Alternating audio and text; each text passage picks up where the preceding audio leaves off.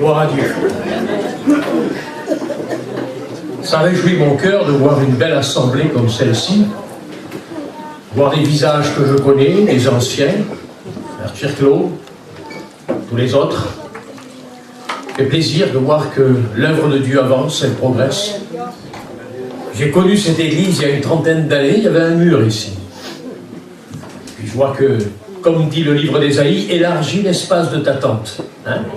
Alors c'est bien de casser les murs et puis d'élargir l'église de Dieu, la maison de Dieu, parce que l'œuvre progresse. C'est encourageant. Dieu bénit, Dieu sauve, Dieu transforme les vies, Dieu change les cœurs, il fait lever des jeunes ministères. C'est l'œuvre de Dieu qui va de l'avant.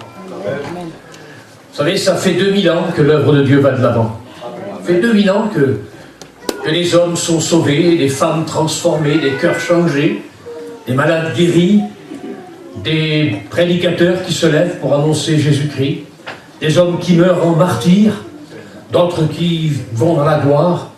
C'est l'œuvre de Dieu. Et l'œuvre de Dieu est belle. Je trouve que l'œuvre de Dieu est belle. J'ai eu l'occasion, personnellement, de voyager dans 44 pays dans le monde, et j'ai vu l'œuvre de Dieu dans 44 pays dans le monde, dans des pays pauvres, des pays riches, des pays isolés, perdus, dans des coins où l'Église est persécutée, en Syrie, en Irak, en Iran, au Liban, en Afghanistan, au Pakistan, dans tous ces pays-là. Mais j'ai vu l'œuvre de Dieu, j'ai vu que l'œuvre de Dieu est belle. Quelle qu'elle soit, où qu'elle soit, l'œuvre de Dieu est belle. Parce que c'est son œuvre. Il a dit, je bâtirai mon église. C'est pas l'église Vieille Lumière, c'est pas l'église locale, c'est l'église universelle, c'est l'église de Dieu, celle qui est composée d'hommes et de femmes qui ont expérimenté Jésus-Christ, qui ont expérimenté la grâce de Dieu. Et je crois que c'est ça qui est important. J'aimerais ce soir m'entretenir avec vous justement sur l'Église. Bon, je ne parlerai pas très longtemps. Nous avons une demi-heure, trois quarts d'heure à partager la parole de Dieu ensemble. Et je crois que c'est important. Il y a un mot qui est devenu quelque chose, je dirais, de mal compris aujourd'hui. C'est le mot chrétien. Nous, on sait ce que c'est que d'être chrétien. On connaît le sens du mot chrétien. Mais savez-vous que dans la Bible, et notamment dans le Nouveau Testament surtout, on ne trouve que 3 fois le mot chrétien écrit. 3 fois. La première fois, c'est à Antioche, où les disciples ont été appelés chrétiens. Et puis ensuite, par 2 fois encore, on cite le mot chrétien dans les épîtres. Le mot chrétien. Et pourtant, aujourd'hui, dans notre pays, on dit que 70% de la population française se disent chrétiens. Se disent chrétiens. Baptisés d'eau, tout en étant enfants. Alors on devient chrétien, pour quelques gouttes d'eau sur le front, on devient chrétien. Et si vous posez la question dans la rue à quelqu'un, êtes-vous chrétien? Oui, oui, moi je suis chrétien, j'ai ma religion, je suis chrétien. Mais qu'est-ce que c'est que d'être chrétien? Comment est-ce qu'on appelait les premiers disciples dans l'église primitive? Quel était le nom qu'on leur donnait? Eh bien, vous le trouvez 270 fois dans la Bible, dans le Nouveau Testament. C'est le mot disciple. Amen. C'est le mot disciple. Le mot disciple dans la Bible est utilisé 270 fois dans le Nouveau Testament. 270 fois. Aussi bien dans l'évangile de Matthieu, de Marc, dans l'évangile de Luc, dans l'évangile de Jean et dans les épîtres, on emploie le mot disciple. Est-ce que vous comprenez ce que je veux dire? Alors il s'agit de savoir si nous sommes chrétiens ou disciples. Ou si nous sommes disciples et chrétiens. Chrétiens ou disciples. Disciples et chrétiens. C'est important. Alors qu'est-ce que c'est qu'un chrétien et qu'est-ce que c'est qu'un disciple? Est-ce qu'un chrétien, c'est seulement celui qui a appartenu à une religion, la religion de ses parents, qui, par routine, a fait de lui un chrétien avec une étiquette religieuse, d'une organisation religieuse? Ou est-ce que c'est véritablement un disciple de Jésus? Et que faut-il faire pour être un disciple de Jésus? Quel a été l'ordre que Jésus a donné à ses disciples? Quel a été l'ordre que Jésus a donné à ses disciples? Il n'a pas dit « faites de toutes les nations des chrétiens ». Non, il n'a pas dit ça. Il a dit « faites de toutes les nations des disciples ». Des disciples. Des hommes, des femmes qui passent par une expérience, une rencontre intime et personnelle avec Dieu, qui va changer, bouleverser leur vie et faire d'eux des hommes et des femmes qui suivent la discipline du disciple. Parce que le mot disciple a donné discipline, ou le mot discipline a donné disciple. On ne peut pas être disciple et chrétien sans avoir compris la discipline de celui qui est notre maître, à savoir Jésus-Christ. C'est important cela. C'est important. N'importe qui aujourd'hui peut être chrétien. Vous savez, c'est devenu quelque chose d'un peu vulgaire, chrétien. Même chez nous, chrétien. T'es chrétien? Oh oui, je suis chrétien. Ah bon? Mais qu'est-ce que c'est que d'être chrétien? Posez-vous la question. Qu'est-ce que c'est que d'être chrétien? Comment se comporte un chrétien? Comment vit un chrétien? Et je répète, disciple et chrétien. On ne peut pas être chrétien si on n'est pas disciple. Parce que celui qui dit « moi je suis chrétien » et qui n'est pas disciple, c'est qu'il n'a rien compris et c'est qu'il ne connaît pas le maître. Quand on connaît le maître, on est disciple du maître et alors là, on est un vrai chrétien. Est-ce que vous comprenez ça? C'est important. Alors, posez-vous la question ce soir. Suis-je un chrétien simplement? Ou suis-je un disciple chrétien? Un disciple chrétien. Faites de toutes les nations des disciples. C'est-à-dire des hommes, des femmes qui appartiennent à Christ. Nous appartenons à Christ. Comment est-ce qu'on appartient à Christ? Par une rencontre intime et personnelle avec lui. C'est si important de le rencontrer. C'est si important. Moi, je l'ai rencontré il y a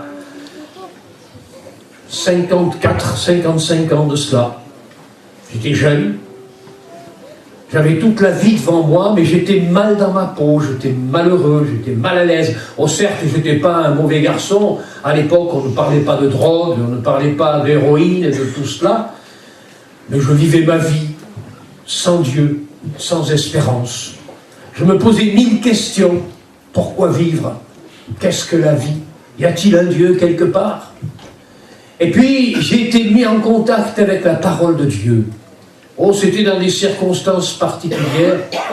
On m'avait parlé de musique. Et j'ai été voir quelques caravanes qui jouaient de la musique.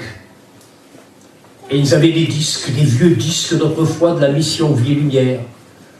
Alors je me suis rendu vers cette caravane, j'avais peur. Vous savez, quand on est en contact avec le monde du voyage pour la première fois, c'est pas évident. On a des stéréotypes, des idées. Gitans, voleurs de poules, voleurs d'enfants et tout ce qu'on voudra. C'était un petit peu ça l'idée que l'on se faisait, les gens du voyage. Ça existe encore aujourd'hui, vous savez. Quand on arrive avec les caravanes, je dis quand on arrive, parce que moi aussi j'arrive avec ma caravane. Quand on arrive avec les caravanes, il y a des préjugés, il y a des stéréotypes qu'on appelle, qui font qu'en définitive on se méfie des gens du voyage. Et moi je me méfiais. Je faisais partie de cette catégorie de gens qui se méfiaient de ce qui n'était pas comme moi, de ce qui ne pensait pas comme moi, de ceux qui ne vivaient pas comme moi. Je me méfiais de ces gens-là. Ils me semblaient comme être des étrangers. Mais ce jour-là, la porte de la caravane s'est ouverte. Pour la première fois de ma vie, je montais dans une caravane. Je me suis assis. Et l'homme qui était là a commencé à me parler de Jésus. Je savais tout juste lire, à peine. Il a pris une Bible et puis il m'a dit « Est-ce que tu veux me lire quelques versets ?» Alors il y a un gitan qui parle de Dieu, il est en train de me tirer la bonne aventure. Et puis, Il m'a raconté son témoignage, comment Dieu avait changé sa vie. Comment Dieu avait fait de lui un disciple, un vrai disciple. C'est-à-dire un homme qui se plie et qui obéit à son maître. Parce qu'on ne peut pas être un disciple si on n'obéit pas à Jésus. Vous allez peut-être me dire, mais nous on aime Jésus. Mais ça ne suffit pas. Parce que la Bible dit dans le chapitre 14 de l'évangile de Jean, celui qui m'aime, il obéit à mes commandements. La preuve qu'on aime Jésus et qu'on est disciple de Jésus, c'est l'obéissance à la volonté et au commandement de Jésus. C'est ça la preuve qu'on est un disciple. C'est pas autre chose. C'est pas taper des mains, sauter sur une estrade, chanter même un cantique. C'est véritablement conformer sa vie de tout son cœur, même si éventuellement quelquefois on a des faiblesses, mais conformer sa vie de tout son cœur, faire les efforts au maximum pour plaire à son maître, parce qu'on est disciple de son maître. Et c'est ce qui m'a touché. Lorsque cet homme m'a parlé de Jésus, j'ai senti qu'il y avait dans sa vie quelque chose de vrai, quelque chose qui s'était passé. Alors il m'a offert cette Bible. Le soir, je suis rentré chez moi. J'ai commencé à la lire, il était 8-9 heures du soir. Les heures ont passé, minuit, 1 heure, 2 heures, 3 heures, 4 heures du matin. 4 heures du matin. Que la parole est bonne. Que la parole est puissante. Que la parole est agissante. Comme une épée puissante à double tranchant, nous dit l'Épître aux Hébreux. Et puis elle a pénétré mon cœur, cette parole. Elle a fouillé au plus profond de mon âme. Elle m'a convaincu de péché, de justice, de jugement. Je me suis senti misérable, misérable devant Dieu. Je me suis jeté au pied de mon lit. J'ai tourné mes regards vers le ciel. Je ne savais pas prier. Je n'avais jamais prié de ma vie, si ce n'est que quelques prières répétées que j'avais apprises dans la religion que mes parents m'avaient instruit. Et j'ai prié avec mon cœur pour la première fois. Quelques mots seulement, quelques mots. Ce n'était pas une longue prière, ce n'était pas des mots qui se succédaient avec réflexion, avec intelligence. Ce n'était pas des phrases bien bâties, c'était mon cœur qui parlait. Mon cœur qui parlait. Et quand le cœur parle, Dieu l'entend. Est-ce que vous croyez cela? Quand le cœur parle, Dieu l'entend. J'entends le cri du cœur, dit la parole. Et mon cœur a crié vers Dieu. Et j'ai demandé pardon à Dieu.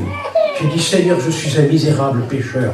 Sauve-moi, sauve-moi. Comme si j'étais au milieu de l'océan et que je demandais que quelqu'un m'envoie une bouée de sauvetage.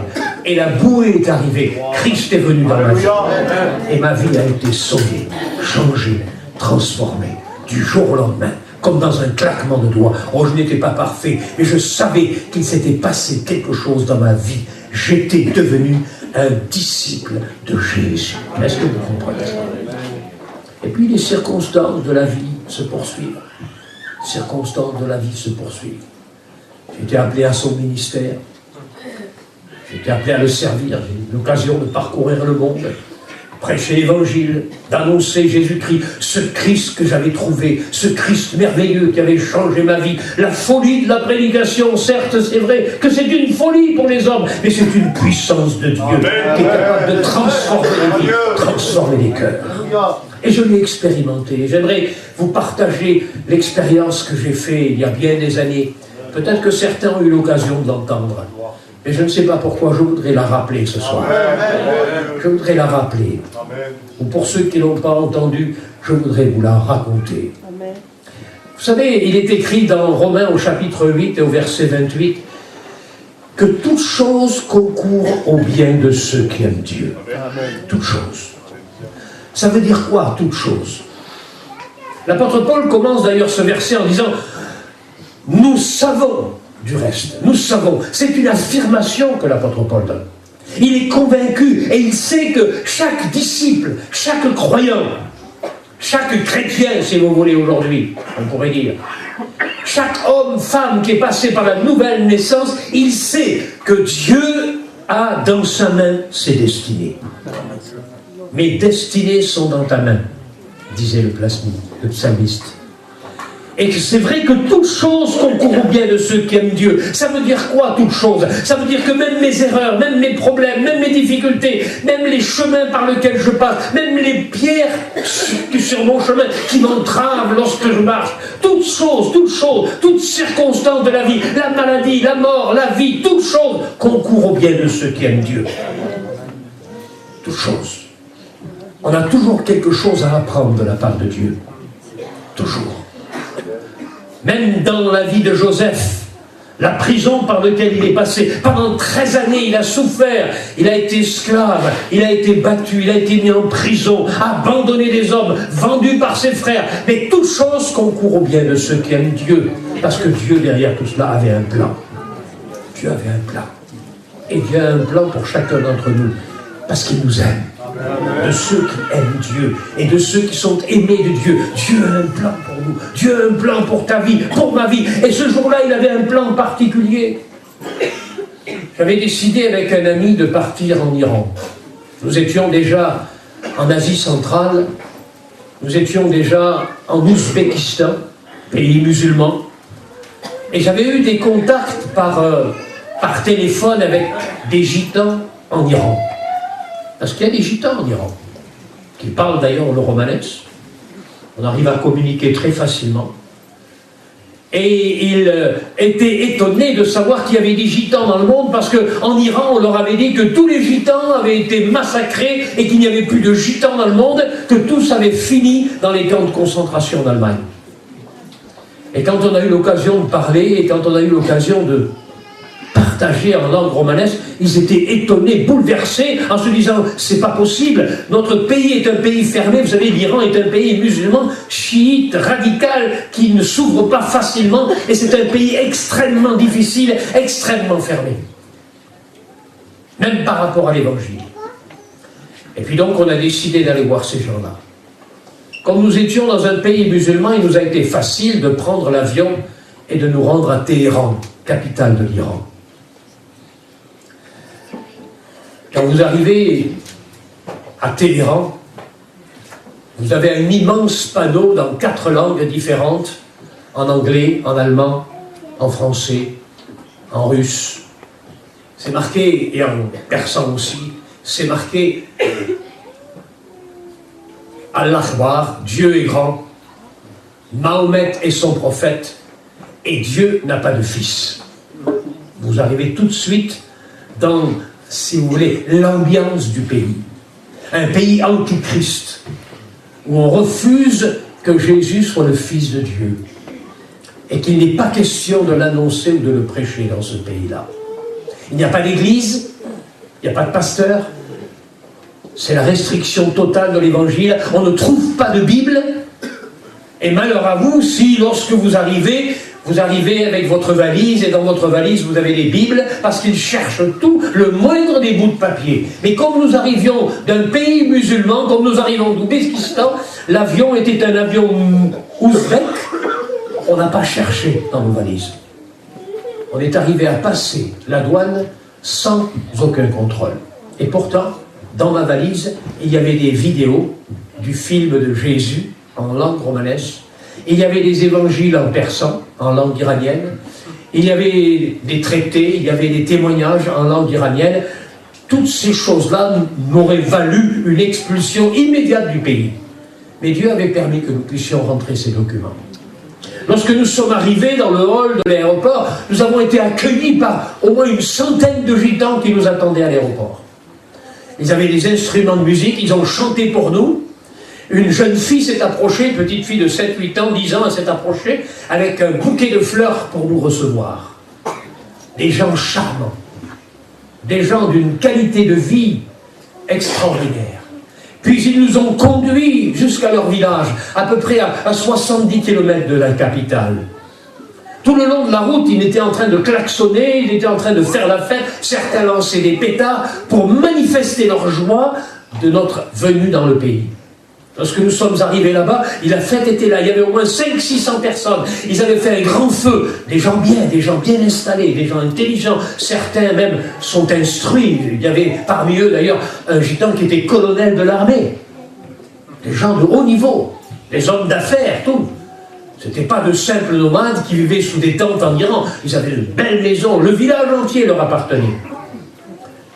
Nous avons offert un repas, c'était quelque chose de formidable. Et puis, notre désir à nous, c'était de leur témoigner de Jésus.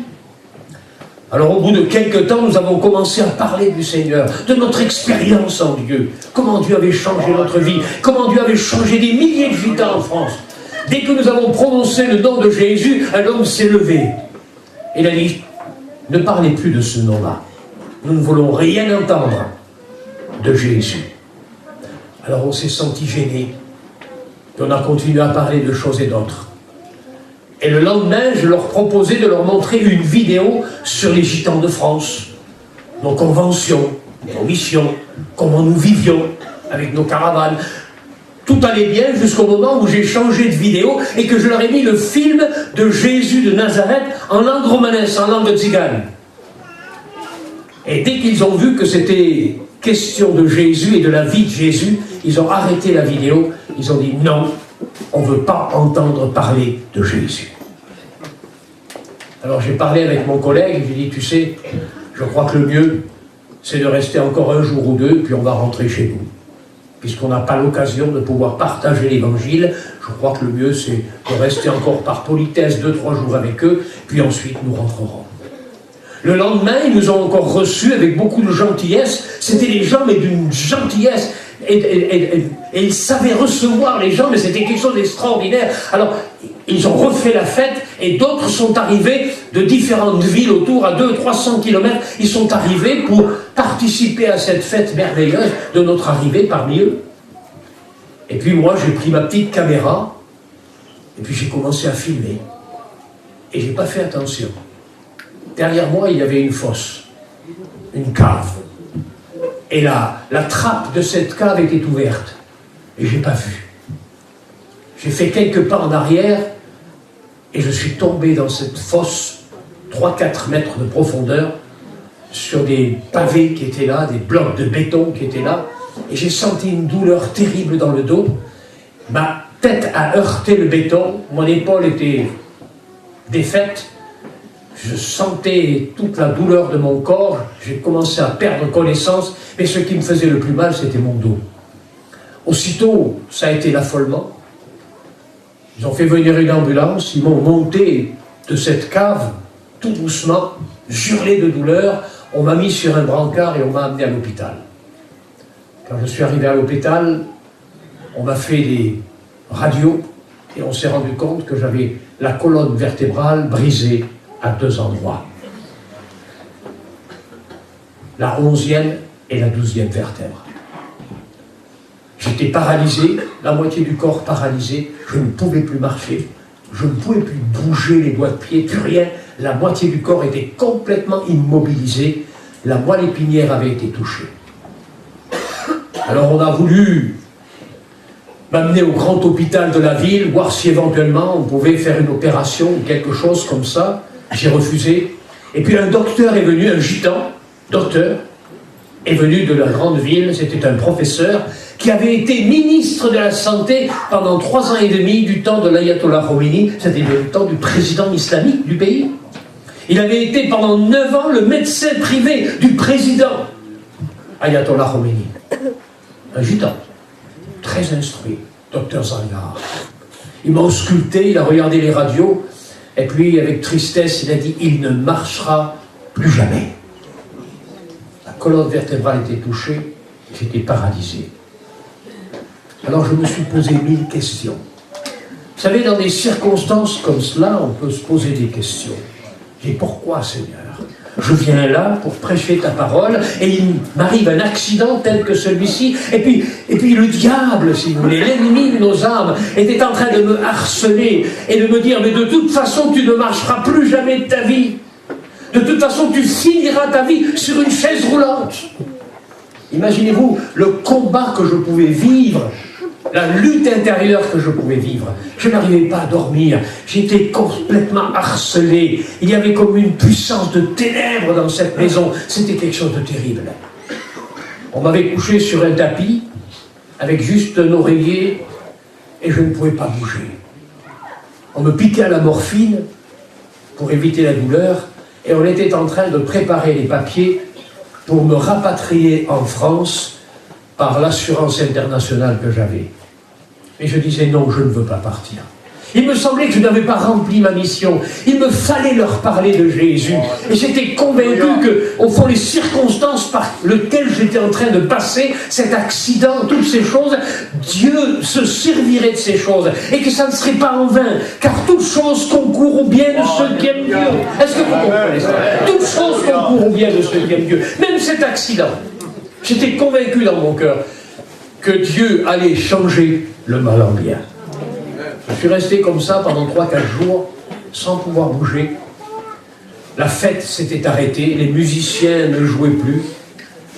Tout le monde était autour de moi dans cette immense maison. Vous savez, ils vivent dans de grandes maisons et ils ont des pièces qui font facilement 100-150 mètres carrés et tout le monde était là, dans la maison, et tout le monde était autour de la maison. Les gens venaient pour nous voir et chacun compatissait de ma douleur et chacun essayait de trouver une solution pour m'encourager. Mais le seul qui était capable de me donner du courage, c'était le Seigneur. Et pourtant, là, je ne sentais pas sa présence. Mon cœur était lourd. Il me semblait que le ciel était devenu comme du plomb au-dessus de ma tête. J'ai essayé de prier. Et je n'arrivais pas à percer cette chape de plomb. Je n'arrivais pas à trouver la présence de Dieu. Je pleurais toute la nuit. Je souffrais comme une bête. Je cherchais la réponse de Dieu. Et je priais dans mon cœur, je disais, Seigneur, tu es le maître des circonstances. C'est toi, Seigneur, qui es aux commandes. Dieu est aux commandes. Savez-vous que Dieu est aux commandes dans notre vie? Peut-être que tu t'en rends pas compte, mais Dieu est aux commandes de ta vie. Et quelles que soient les circonstances par lesquelles tu passes, laisse-le garder les commandes de ta vie. Fais-lui confiance. Fais-lui confiance. Quelles que soient les circonstances, fais-lui confiance. Les gens arrivaient davantage. Et au bout de 2-3 jours, j'ai senti la présence de Dieu. J'ai senti l'onction de Dieu venir. C'était comme un combat entre les ténèbres et la lumière. Vous savez, les chiites sont des gens religieux, fanatiques, qui touchent la magie, qui touchent la sorcellerie dans leur religion chiite musulmane. Ce sont les musulmans les plus radicaux, les plus durs qu'il y a. C'est d'ailleurs eux, la plupart du temps, qui font tous les attentats que l'on voit. Ils sont complètement fanatisés. Et ces gens-là étaient fanatisés par leur religion. Et à cause de cela, il y avait une chape de plomb. Ils voulaient faire les sacrifices, ils avaient pris des agneaux, ils ont sacrifié des agneaux, ils voulaient me mettre le sang sur le front. J'ai dit non, non, je n'ai pas besoin de vos agneaux, je n'ai pas besoin de vos sacrifices, car le seul sacrifice et le véritable agneau, c'est l'agneau de Dieu. C'est Jésus qui est mort sur la croix du Calvaire. C'est lui l'agneau de Dieu. C'est pas vos agneaux à vous, c'est l'agneau de Dieu. Et puis, un jour, j'ai commencé à parler. J'ai parlé du Seigneur. J'aimerais annoncer Jésus-Christ. J'avais lu le Coran. J'avais lu le Coran il y a bien des années. Au début de ma conversion, je m'intéressais à tout. Et j'avais lu le Coran, mais je ne me rappelais plus les versets, les sourates qui parlent de Jésus. Je ne me rappelais plus de ces choses. Mais à un moment donné, à un moment précis, le Saint-Esprit a remis dans ma mémoire tout ce que j'avais lu du Coran. Je récitais par cœur des passages entiers du Coran. Je préfère lire ma Bible que le Coran. Et là, Dieu se servait du Coran dans ma mémoire pour me rappeler comment le Coran parle de Jésus. Et je leur disais tout ce qui touche Jésus dans le Coran. Alors ils étaient étonnés de m'entendre parler du Coran et me servir du Coran pour annoncer Jésus. Et puis à un moment donné, j'ai eu comme une révélation prophétique. Alors que j'étais couché par terre, alors que j'étais en train de souffrir, alors qu'on me faisait des piqûres de morphine, j'ai eu comme une révélation prophétique. J'ai dit de toute façon, je me lèverai et je danserai avec vous. Parce qu'avant mon accident, il faisait des danses folkloriques. Il dansait en rond autour du feu, vous savez, comme font bien souvent les gens dans leur culture et dans leur folklore. Et j'avais dit, je me lèverai et je danserai avec vous. Alors ils étaient étonnés, ils se disaient, mais celui-là, il est en plein délire, avec la morphine qu'il prend, il ne sait plus ce qu'il dit. Mais je parlais de Jésus, je parlais de son amour. Et à cause de la situation où je me trouvais, à cause de ce que j'étais en train de souffrir, couché sur ce tapis, à cause de toutes les circonstances qui m'entouraient, personne ne m'a arrêté.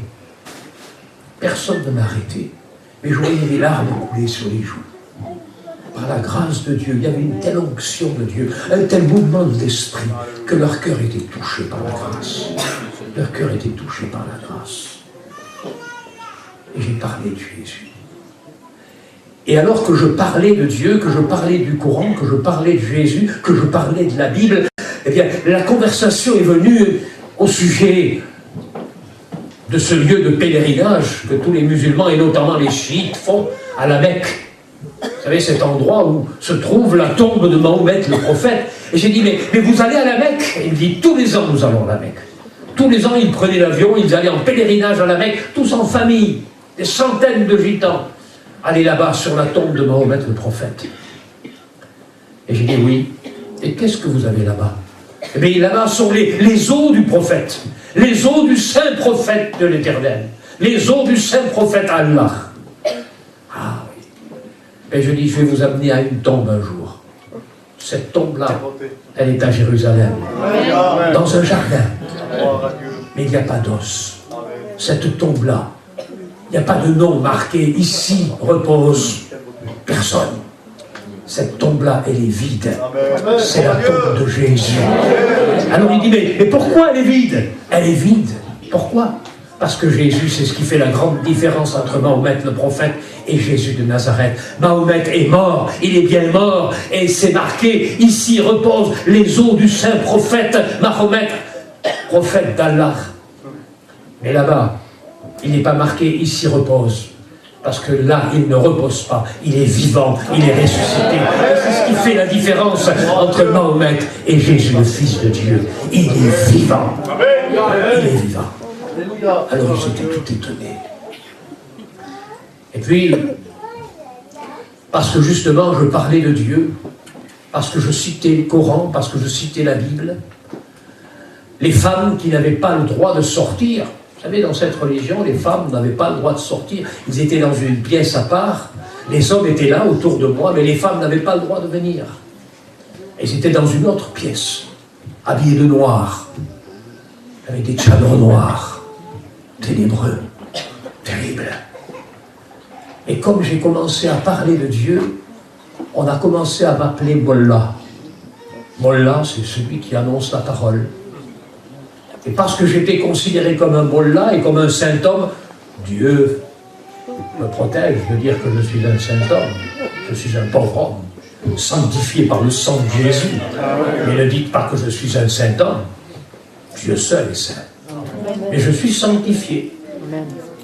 Comme dit la Bible, l'appellation, d'ailleurs nous parlions d'appellation, c'est vrai que 3 fois seulement on appelle chrétiens les chrétiens dans le Nouveau Testament, 3 fois seulement, on les appelle 270 fois disciples, mais vous savez que le nom nouveau qu'on leur a donné plus tard, c'est le mot saint. Saint. Comme l'apôtre Paul écrit aux Éphésiens, il écrit Église d'Éphèse, Église au sein de la ville d'Éphèse. Les saints, nous sommes saints. Non pas parce que nous sommes meilleurs que les autres, mais parce que nous avons été sanctifiés par le sang précieux de Jésus. Et un chrétien était un disciple, est un homme, une femme qui a été sanctifié par le précieux sang de Jésus. Alors les femmes ont eu le droit de venir et de toucher le saint, le Mollah. Ils ont commencé à me masser les pieds, à me mettre d'autres colonnes sur le front, à m'essuyer le visage parce que j'étais en sueur par la douleur, à essayer de me donner à boire, à essayer de me donner à manger. C'était là, en quelque sorte, le signe de respect de ces femmes. Et ces femmes étaient en larmes. Je voyais sur leur voile les larmes qui coulaient sur leurs joues. Parce qu'elles aussi avaient eu la grâce, même dans la pièce à côté, d'écouter le message de l'Évangile. Et quand j'ai dit, de toute façon, je me lèverai, je danserai avec vous, chacun s'est regardé les uns les autres en se disant, il est en train de délirer, c'est pas possible. Le docteur a dit qu'il ne marcherait pas, c'est impossible, impossible. Et pourtant, nous sommes face au Dieu de l'impossible. Y aurait-il quelque chose d'impossible de la part de Dieu? Tout est possible. Et tout est possible à celui qui croit. Alors que j'étais là, par terre, le lendemain, j'avais passé une nuit terrible. Une nuit où j'étais en train de me culpabiliser. Je disais, mais qu'est-ce que tu as été dire? Comment ça se fait que tu as été dire que demain tu allais danser avec eux? Comment ça se fait que tu allais dire que de toute façon tu rentrerais chez toi en marchant? Mais c'est pas possible, tu es paralysé. La moitié du corps est paralysé. On est obligé de te porter. Tu es en train de souffrir. On ne peut pas te toucher sans que tu es en train d'hurler de douleur. Pourquoi tu as parlé comme ça? Et je me disais, mais c'est pas possible. Pardonne-moi, Seigneur. Pardonne-moi d'avoir dit cela. Comme si je me culpabilisais d'avoir annoncé quelque chose que je réalisais d'un seul coup, que c'était impossible. C'était impossible pour moi, mais c'était possible pour Dieu. Mais on est toujours pris, on est des hommes, on est des humains, on est toujours pris entre l'incrédulité et la foi. Notre foi est si fragile, et quelquefois on a des envolées de foi. On sait qu'on a la foi, on dit ça y est, le Seigneur va le faire. Et puis 2 heures après on dit, c'est pas possible, on n'y arrivera jamais. On est que des hommes. Et je pensais à cette prière de l'homme. Quand Jésus lui a dit, crois seulement. Et la réponse de cet homme, Seigneur, viens au secours de mon incrédulité. Et j'étais en train de faire cette même prière allongée par terre dans cette maison. Et je disais, Seigneur, viens au secours de mon incrédulité. Que je vois ta gloire se manifester. Non pas par orgueil en disant, parce que je l'ai dit, il faut que ça se passe, mais parce que je sais qu'il était capable, si c'était sa volonté, de le faire pour moi. Est-ce que vous comprenez cela? Et puis, alors que j'étais là, le lendemain, après une nuit de combat, sans dormir, une nuit de combat, entre les ténèbres et la lumière, je sentais la puissance démoniaque qui était en train d'essayer de m'écraser, de détruire le peu de foi que j'avais, le peu d'espérance que j'avais. Un combat terrible, un combat de titan. Et je sentais cette bonne présence de Dieu. Comme si Dieu, au travers de la fournaise, était capable de me faire ressortir sans même sentir le roussi. Dieu était capable de fermer la gueule des lions, et c'est ce qu'il a fait. Et le lendemain matin, alors que j'étais allongé, nous étions tous là dans la maison. Je vous dis, il y avait bien 300-400 personnes. Nous étions tous là. Tout le monde était là. Pas un mot, un silence complet. J'ai pas pu dire une parole. Pas un mot. Comme s'il allait se passer quelque chose. Comme si vous voulez, le temps s'arrête avant l'orage. Ça vous est pas déjà arrivé, ça, de voir que d'un seul coup, il y a un silence pesant avant que les éclairs et l'orage commencent à se manifester. On aurait dit qu'il y a quelque chose qui était en train de se préparer. Mais je ne savais pas quoi. Et d'un seul coup, j'ai senti une onction du Saint-Esprit venir sur moi. Le Saint-Esprit descendre avec une force, une puissance, comme un feu qui a commencé à m'envahir, qui descendait le long de ma colonne vertébrale, qui me brûlait à l'intérieur, qui me consumait à l'intérieur, qui est descendu jusqu'à la 11e et 12e vertèbre, et qui a continué son chemin jusqu'à la pointe des pieds. Et j'ai senti que la vie revenait. J'ai commencé à bouger les doigts de pied. J'ai commencé à bouger les doigts de pied. Mon visage avait changé. Une lumière m'envahissait. C'est le témoignage de ce qu'ils m'ont dit. Une lumière a commencé à m'envahir. Je sentais qu'il y avait quelque chose qui se passait. Tout le monde l'a vu. Tout le monde s'en est rendu compte. Tout le monde était étonné. Il se disait, mais c'est pas possible. Qu'est-ce qui se passe? Et tout le monde sentait cette présence de Dieu, sans savoir même ce que c'était. Tout le monde sentait qu'il était en train de se passer quelque chose. Puis le Saint-Esprit est descendu. Et comme j'ai commencé à bouger les doigts de pied, les femmes qui étaient là autour de moi, qui étaient venues, qui avaient été autorisées à venir, elles ont vu cela. Et puis j'ai commencé à ramener mes jambes. J'étais couché à ramener mes jambes vers moi. Chose que j'étais incapable de faire. Et je me suis assis. Avec la colonne vertébrale brisée, je me suis assis sur ce tapis. Et j'étais comme hagard. J'étais moi-même étonné de ce qui était en train de se passer. Je regardais autour de moi comme si j'étais en train de vivre un rêve. Comme si vous êtes là en train d'assister à votre propre spectacle. Je regardais autour de moi et je dis, c'est pas moi, c'est pas possible. Des milliers de questions se posaient à mon esprit. Je me suis assis. Et tout doucement, je me suis levé. À ce moment-là, les musiciens qui étaient là, mais qui ne jouaient plus depuis au moins 3-4 jours, ont commencé à prendre leurs instruments et taper des mains. Certains criaient « Dieu est grand, Allah Akbar », bien sûr, parce que c'était leur façon de s'exprimer. Mais d'autres criaient « Issas Akbar, Jésus est grand, Jésus est grand ».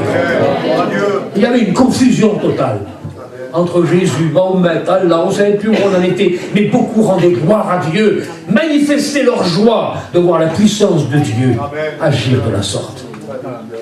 Ils se sont levés, ils ont commencé à jouer avec leurs instruments, et ils ont commencé à danser. Ces danses folkloriques, en tapant des mains, ils dansaient tout simplement. Et puis je me suis levé, et je me suis souvenu de ce que j'avais dit. Je me lèverai, et je danserai avec vous.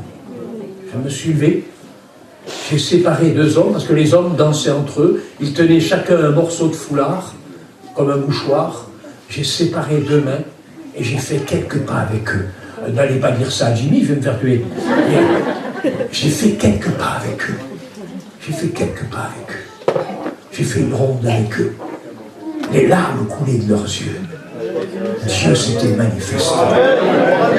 Toute chose, tout, même mon accident, même ma chute dans ce trou, toute chose concourt au bien de ceux qui aiment Dieu.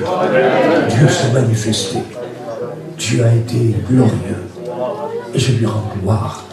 Et je lui rends grâce de ce qu'aujourd'hui je suis debout. J'aurais pu finir en chaise roulante. J'aurais pu rester paralysé. Le diable me le disait à l'oreille, de toute façon c'est fini. Ton ministère est fini. T'es foutu. Tu ne feras plus rien. Je t'ai arrêté là et tu n'iras pas plus loin. Et le Seigneur n'a pas dit son dernier mot. Si le diable disait je t'ai arrêté là, le Seigneur dit tu iras plus loin. Parce que ma grâce te suffit. Ma grâce te suffit. Quelques jours après, j'ai pris l'avion. Je suis rentré chez moi. Tout seul, comme un grand. Traversant la Russie, traversant l'Iran, la Russie, et arrivant sur la région parisienne, après un long voyage en avion. Lorsque je suis arrivé là-bas, j'ai pris un taxi, j'avais rien dit à ma femme. J'ai téléphoné 2 fois à ma femme alors que j'étais paralysé. Elle sentait qu'il y avait quelque chose qui s'était passé, mais je ne voulais pas les affoler. Je leur ai rien dit. J'ai dit tout va bien, tout va bien. Je pensais à cette femme dont le fils était mort dans ses bras. Et puis que son mari lui a dit, où vas-tu, où vas-tu? Je vais voir l'homme de Dieu. Ça ne va pas, il y a quelque chose qui ne va pas. Comment se fait-il que tu vas voir l'homme de Dieu maintenant, aujourd'hui? Pourquoi faire? Il n'y a pas de sacrifice, il n'y a pas de quelque chose de spécial, il n'y a pas de jour spécial. Pourquoi vas-tu voir l'homme de Dieu? Comment va mon fils? Tout va bien, tout va bien, tout va bien. Avec Dieu, tout va bien. Même si ça va mal, tout va bien. Il est aux commandes. Faites-lui confiance. Pour vos enfants, pour votre avenir, pour votre santé, pour votre bien-être, pour vos problèmes matériels. Dites tout va bien parce que Dieu est avec moi. Tout va bien parce que Dieu est aux commandes. Est-ce que vous comprenez cela? Toute chose concourt au bien de ceux qui aiment Dieu et qu'il a appelés selon son dessein. Nous avons été appelés, nous avons été choisis par Dieu. Tu as été choisi. Je ne parle pas de prédestination ici. Parce que peut-être certains pourraient dire, oui, mais si on est choisi, c'est parce que Dieu l'a voulu, maintenant si je suis sauvé, c'est grâce à Dieu, mais si je suis perdu, c'est pas de ma faute, c'est Dieu qui ne veut pas. Donc Dieu veut que tous les hommes soient sauvés. Dieu veut que tous les hommes soient sauvés et parviennent à la connaissance de l'Évangile. Jésus n'a-t-il pas dit dans Jean 3,16, afin que quiconque croit, quiconque, pour rentrer dans cette élection, dans cette prédestination, il faut croire. Dieu prédestine tous les hommes au salut, mais seulement ceux qui croient accèdent et entrent en possession de ce salut merveilleux que nous recevons par la foi, comme un don de Dieu, comme une grâce du Seigneur. Quand je suis arrivé à Rouen, ma femme m'a regardé, j'avais perdu 8 kilos en une semaine. Je ne pouvais pas manger, rien, j'étais vraiment dans une situation difficile. J'avais perdu 8 kilos pendant ce voyage. Le part du kilo que j'avais perdu, c'était surtout en Iran. Je venais de faire un voyage pendant plus de 3 semaines ou 1 mois dans tous les pays de l'Asie centrale, en Ouzbékistan, au Kazakhstan, au Kyrgyzstan, dans tous ces pays-là avant de me rendre en Iran. Et ça avait été un voyage très difficile, c'est des conditions difficiles, c'est des pays difficiles, c'est des pays musulmans, c'est des pays où on est obligé de dormir par terre, on vous donne à manger ce qu'on vous donne et vous mangez ce qu'on vous donne. C'est difficile et chaque fois que je vais là-bas, je perds 4 ou 5 kilos. Et cette fois-là, j'avais perdu 8 kilos. avec cet accident en Iran. J'étais comme ça. Ma femme ne m'a pas reconnu. Qu'est-ce qui t'est arrivé? Je lui dis, c'est rien. J'ai fait un petit accident là-bas en Iran. Et je lui ai expliqué.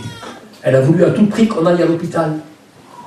On a été au CHU de Rouen. Le docteur a voulu faire un scanner, des radios de la colonne vertébrale. Et puis, en regardant la colonne vertébrale, il m'a dit, mais qu'est-ce qui vous est arrivé? Vous avez 2 vertèbres qui laissent une trace d'une fracture, la 11e et la 12e vertèbre. Que vous est-il arrivé?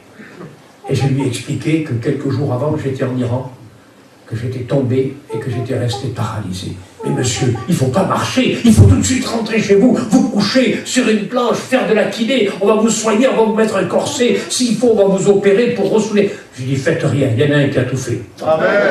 Et le Seigneur avait fait le travail. Amen. C'est vrai que de temps en temps, j'ai mal au dos. Et je me suis posé la question. J'ai dit, Seigneur, tu m'as guéri parfaitement. Pourquoi est-ce que j'ai mal au dos encore? Comme si tu m'aurais guéri 95% et que tu m'as laissé 5% de douleur dans la colonne vertébrale. Pourquoi, Seigneur? Alors je me suis resté quelques jours sans réponse. Et puis, j'ai eu la réponse. J'ai eu la réponse. Dans mon cœur, le Seigneur m'a dit, de toute façon, c'est pour que tu n'oublies jamais, jamais, jamais l'expérience que tu as fait. Et chaque fois que je me lève le matin et que je sens la douleur dans la colonne, je me rappelle aussitôt d'où j'étais, ce que j'aurais dû être et comment je serais aujourd'hui si le Seigneur n'était pas intervenu dans ma vie. Est-ce que vous comprenez ça?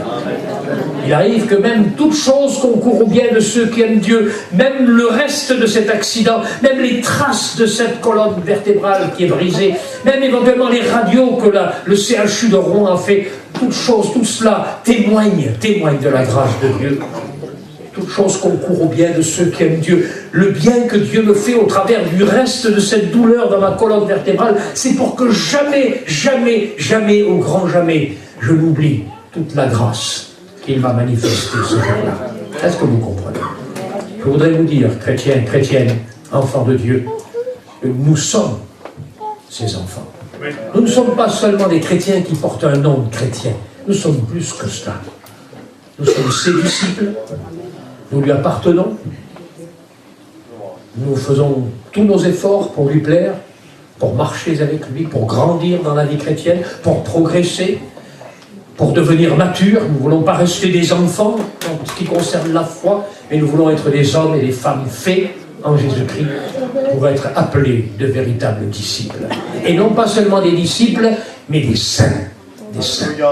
Et la Bible dit que celui qui est saint se sanctifie encore. Celui qui est saint se sanctifie encore. Alors le processus, c'est celui-ci. Chrétien, tout le monde peut dire qu'il est chrétien. Mais un chrétien, c'est quelqu'un qui est né de nouveau, qui a fait une vraie expérience avec Dieu. Sa vie a été changée, transformée. Autrefois, il vivait de mensonges, d'hypocrisie. Autrefois, il marchait tordu, il marchait comme bon lui semblait. Un pied dans les ténèbres, un pied dans la lumière. Aujourd'hui, il marche dans la lumière.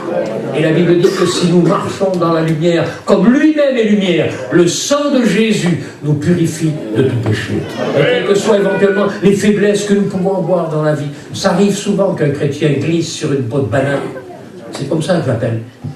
On peut faire des erreurs dans notre vie. C'est pas volontaire. C'est pas volontaire, c'est pas prémédité. Mais là, il y a une différence entre, si vous voulez, l'accident qui arrive dans la vie d'un chrétien, un coup de colère, un découragement. On dit des paroles qu'il ne fallait pas, on se reprend, on demande pardon au Seigneur, on se frappe la poitrine. La Bible dit que celui qui confesse ses péchés et qui les délaisse, il obtient miséricorde.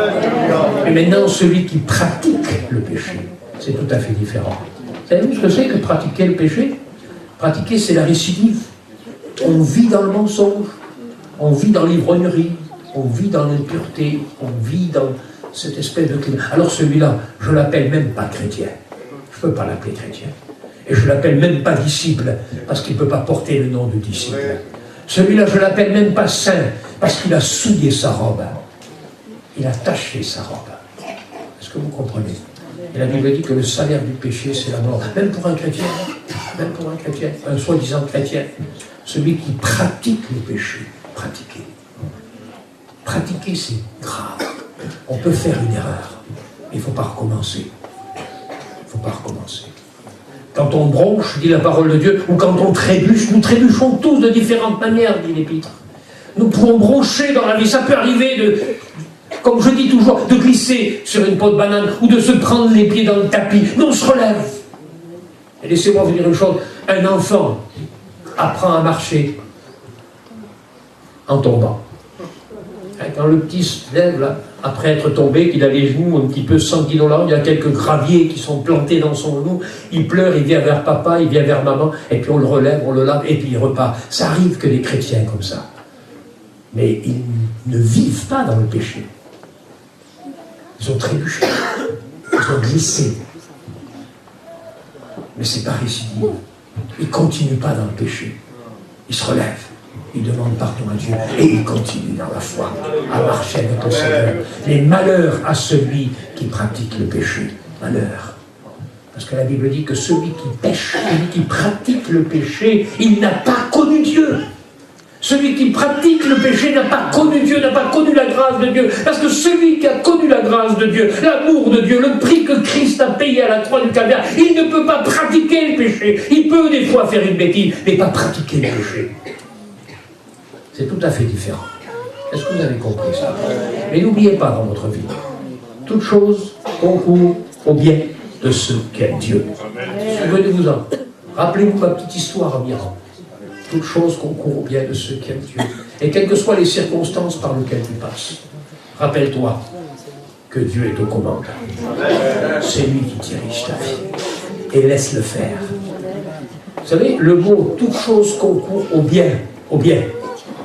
Savez-vous ce que c'est en grec? Le mot « au bien », au bénéfice. Le bénéfice. C'est le mot en grec « agathos ».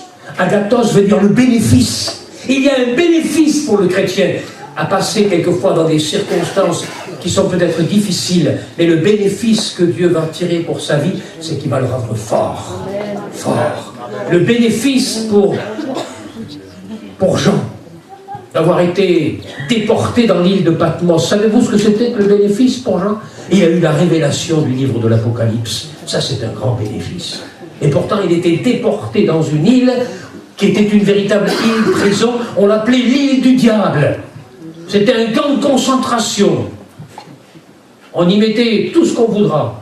Les rebelles à l'Empire, les révoltés, les bandits de grand chemin, les criminels. On les mettait là, on les déportait là à Patmos. Et Jean, à cause de l'évangile, a été déporté à Patmos. C'était l'enfer à Patmos. Et Dieu avait envoyé son serviteur dans cet enfer de l'île de Patmos. Toute chose concourt au bien de ceux qui aiment Dieu. Jean, à Patmos, a reçu la révélation du livre de l'Apocalypse. Paul aussi, avec une écharpe dans sa chair, il aurait pu se révolter en disant « Seigneur, ça fait 3 fois que je te prie, Seigneur, d'enlever cette écharpe, cet ange de Satan pour me souffleter, pour me provoquer. Seigneur, enlève l'écharpe. » Et Dieu avait dit « Le bénéfice que tu vas tirer de cette écharpe. » Pourtant, une écharpe, c'est pas facile. L'épreuve n'est pas facile dans la vie. Le bénéfice que tu vas tirer de cette écharpe, c'est que tu apprendras que ma grâce te suffit. Ma grâce te suffit. Et ma puissance se manifeste dans ta faiblesse. Et c'est pour ça que l'apôtre Paul, après avoir entendu cela de la bouche même de Dieu, a dit, c'est pourquoi, quand je suis faible, c'est alors que je suis fort. Amen. Et j'étais tellement faible en Iran, tellement faible, que Dieu m'a rendu fort. J'ai fait, je dirais, 2 grandes expériences dans ma vie. Le jour de ma conversion, je vous en ai glissé quelques mots. Lorsque je me suis jeté au pied de mon lit pour demander pardon et que j'ai senti l'onction de Dieu m'envahir, que j'ai senti la grâce de Dieu remplir mon cœur, et que mon âme, ma vie, mon cœur a été changé dans une nouvelle créature en un instant par la puissance de Dieu. Ce qu'un homme ne peut pas faire, un psychologue, un psychiatre ne peut pas faire, le Saint-Esprit le fait en une seconde dans le cœur d'un perdu. Et il est capable de le sauver, comme il peut te sauver ce soir. En un instant, en une seconde, il peut ouvrir ton cœur et dépendre toute sa grâce dans ta vie. Si seulement tu lui fais la prière que j'ai faite. Seigneur, sauve-moi. Sauve-moi. Et Jésus répondra à ta prière. Ça a été ma première expérience. Ma deuxième expérience, je vous l'ai raconté tout à l'heure, ça a été ce miracle que Dieu a fait en Iran, qui m'a permis surtout de pouvoir témoigner de Jésus. Plusieurs ont accepté Jésus comme sauveur. Savez-vous qu'en Iran, qui est le pays le plus fermé au monde, il y a plus de 500 000 chrétiens clandestins. Il n'y a pas d'église, il n'y a pas de pasteur, il n'y a pas de Bible, rien. Ils suivent la Bible sur Internet.